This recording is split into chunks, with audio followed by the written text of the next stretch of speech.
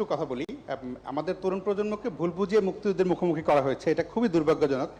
আরেকটা খুবই ভুল ধারণা তৈরি করা হয়েছে যে কোটা এবং মেধা, মনে হতে পারে যে যারা কোটায় চাকরি করে তাদের কোনো মেধা নেই, কিন্তু আবেদন করার ক্ষেত্রে কোটা লাগে না, প্রিলিমিনারিতে কোটা লাগে না, লিখিততে কোটা লাগে না, একদম শেষ মুহূর্তে গিয়ে কোটা অ্যাপ্লাই হয়।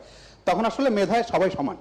এখন আমার সামনে যদি দুইটা অপশন থাকে যে দুইজনই সমান মেধাবী, একজন মুক্তিযুদ্ধের সন্তান, একজন রাজাকারের সন্তান, আমি অবশ্যই মুক্তিযুদ্ধের সন্তানকে চাকরি অবশ্যই জি, সেটা একটা। ফলে মেধা এবং কোটা খুব সহজে মানুষকে বিভ্রান্ত করা যাচ্ছে যে সব মেধাবীরা চাকরি না নিয়ে কোটার চাকরি।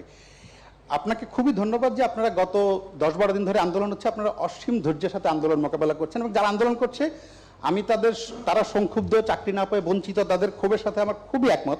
তাদেরকে পিছনে কি অন্য কেউ ইন্ধন জুগিয়ে ভুল বুঝিয়ে বিভ্রান্ত করে মুক্তিযুদ্ধের মুখোমুখি করার জন্য করছে কিনা, আমার আপনার কাছে আবেদন থাকবে যে আপনারা যেই ধৈর্য দেখিয়ে যাচ্ছেন সেটা দেখিয়ে তাদের সাথে যদি কোনোভাবে তাদেরকে বুঝিয়ে শুনিয়ে, আগামী 7ই আগস্ট পর্যন্ত কিছু করার নেই, কারণ সেদিন আপিল বিভাগে শুনানি হবে, তারপর আপিল বিভাগের রায়ের পরে হয়তো নির্বাহী বিভাগ কী করবে না করবে, ততদিন অন্তত তারা যাতে বুঝতে পারে, সেটা আপনি যদি অনেক সংবেদনশীলতার সাথে যদি বিষয়টা বিবেচনা করেন তাহলে ভালো হয়।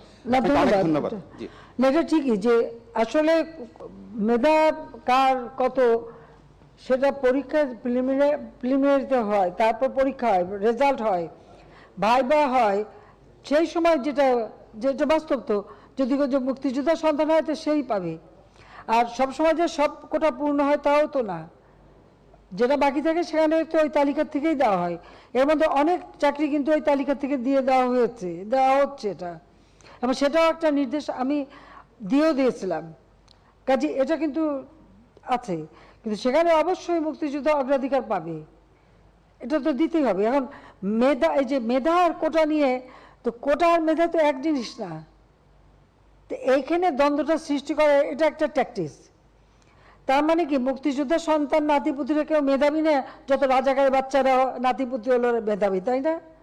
কিন্তু এটা ভুলে গেলে চলবে না যে যাদেরকে মেধাবী না বলছে তাদের হাতে কিন্তু ওরা পরাজিত।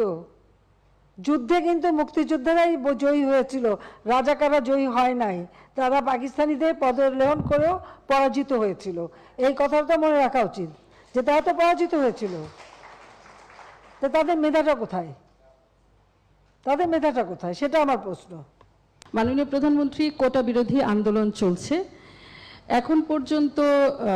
মুক্তিযোদ্ধাদের অনেকে, আজকে সকালেও একজনের সঙ্গে কথা হচ্ছিল যিনি মীর কাসিম আলীর সাক্ষী দিয়েছেন, তার সাক্ষ্য প্রমাণের ভিত্তিতে খুবই শক্তিশালী সাক্ষী, আমি তার নিরাপত্তা